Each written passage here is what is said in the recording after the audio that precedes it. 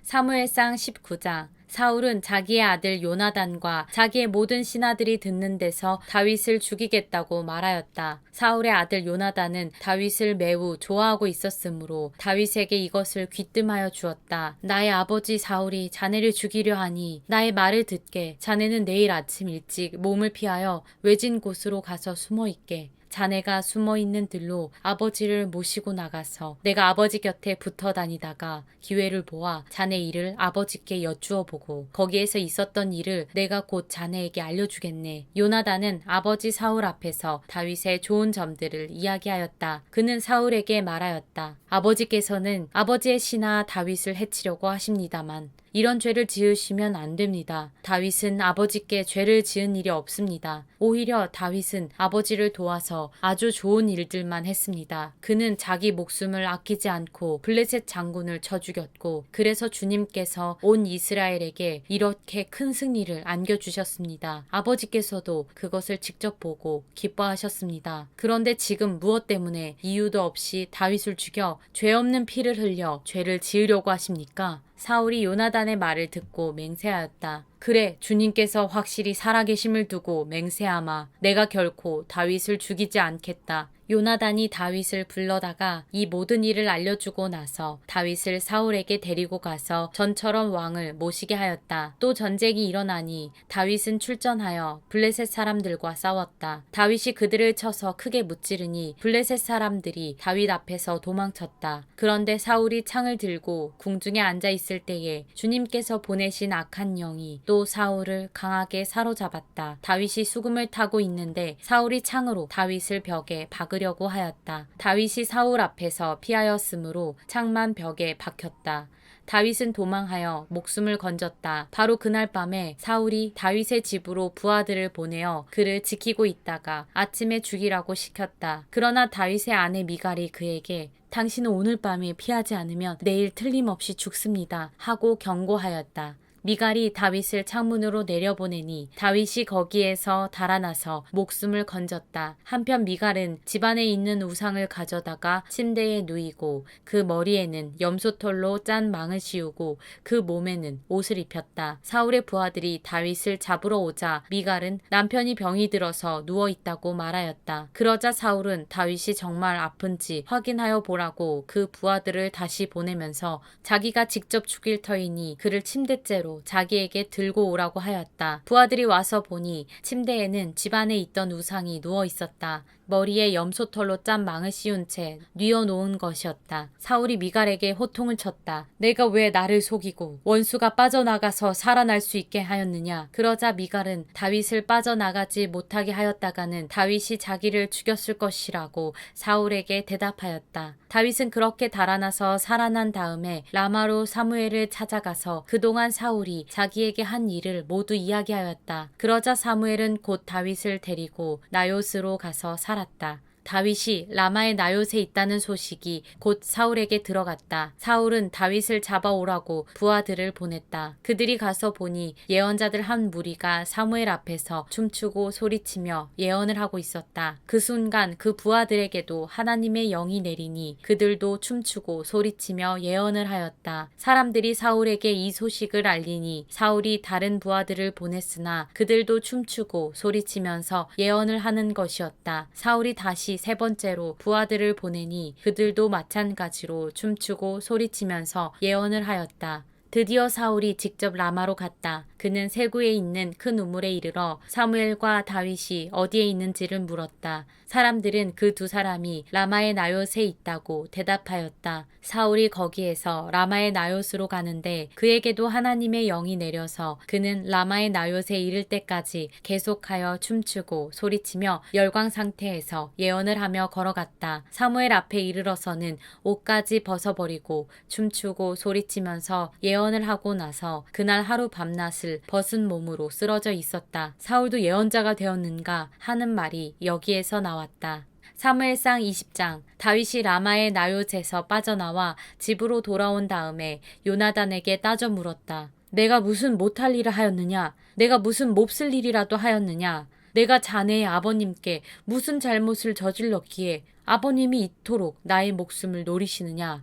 요나단이 그에게 대답하였다. 자네를 죽이시다니 결코 그런 일은 없을 걸세. 내가 분명히 말했지만 우리 아버지는 큰 일이든지 작은 일이든지 나에게 알리지 않고서는 하시지를 않네. 그런데 우리 아버지가 이 일이라고 해서 나에게 숨기실 까닭이 무엇이겠는가? 그럴 리가 없네. 그러나 다윗은 맹세까지 하면서 말하였다. 자네가 나를 지극히 아낀다는 것은 자네의 아버님도 잘 알고 계시지 않은가? 그렇기 때문에 이 일만은 자네에게 알려서는 안 된다고 생각하셨을 걸세.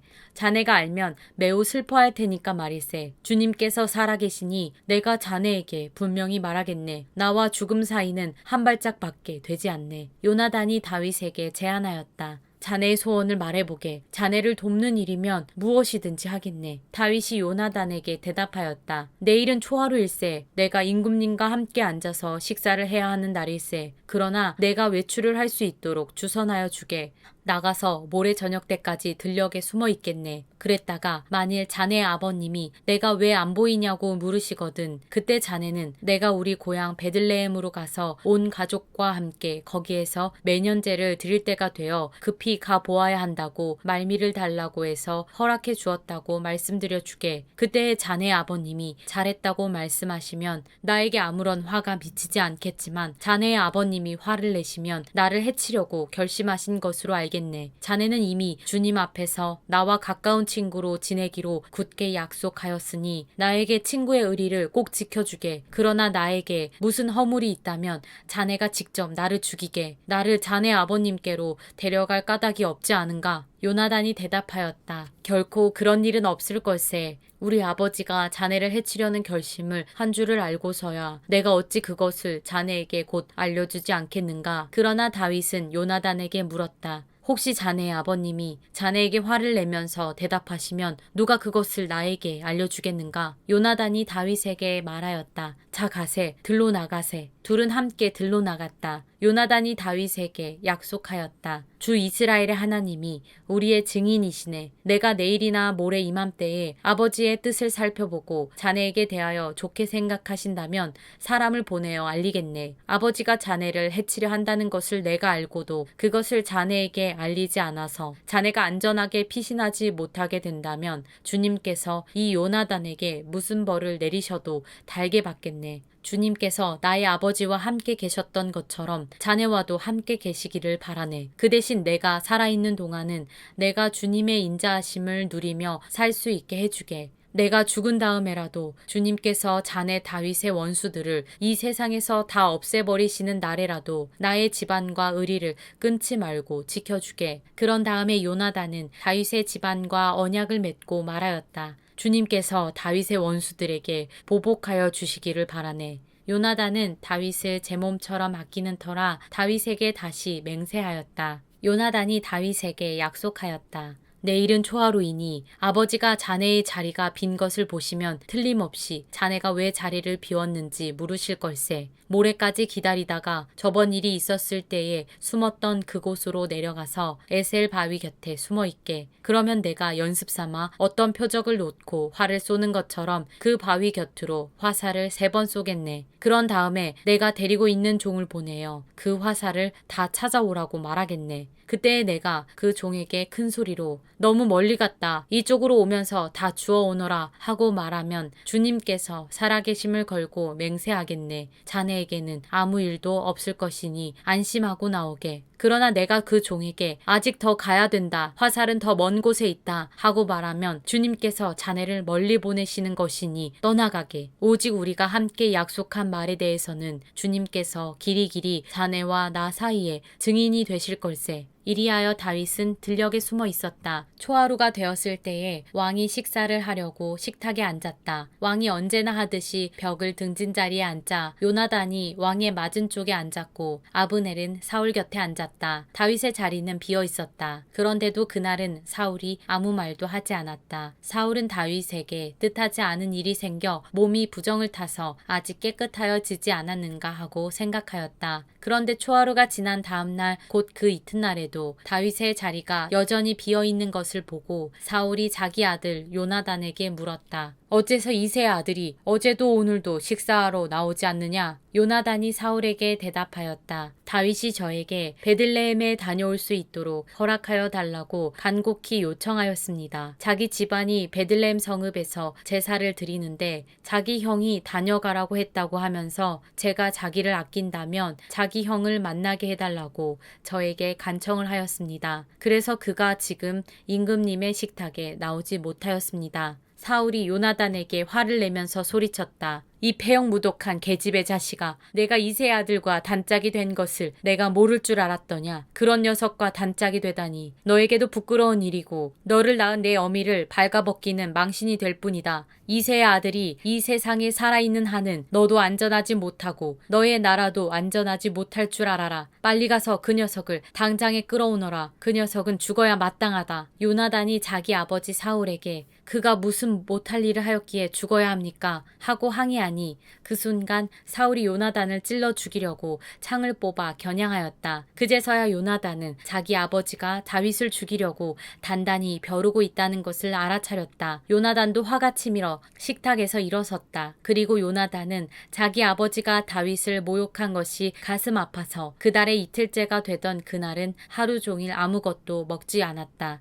그 다음날 아침에 요나단은 어린 종을 하나 데리고 들녘으로 나가서 다윗과 약속한 장소로 갔다. 거기에서 요나단은 자기가 데리고 온 어린 종에게 너는 막 달려가서 내가 지금 쏘는 화살을 주워오너라 하고 시켰다. 어린 종이 달려가자 요나단은 그의 머리 위로 화살을 쏘았다. 요나단이 쏜 화살이 떨어진 곳으로 그 어린 종이 달려가자 요나단이 그의 뒤에다 대고 소리쳤다. 아직도 덜 갔다. 화살이 더 먼 곳에 있지 않느냐? 요나단이 그 소년의 뒤에다 대고 계속 소리쳤다. 빨리, 빨리, 서 있지 말고 빨리 달려. 요나단의 어린 종은 화살을 주워다가 자기 상전에게 바쳤다. 그러나 그 어린 종은 아무것도 눈치채지 못하였다. 요나단과 다윗만이 그 일을 알았다. 그런 다음에 요나단은 데리고 왔던 그 어린 종에게 자기의 무기를 주면서 그것을 들고 성읍 안으로 들어가라고 말하였다. 그 어린 종이 성읍 안으로 들어가니 다윗이 그 숨어있던 바위 곁에서 일어나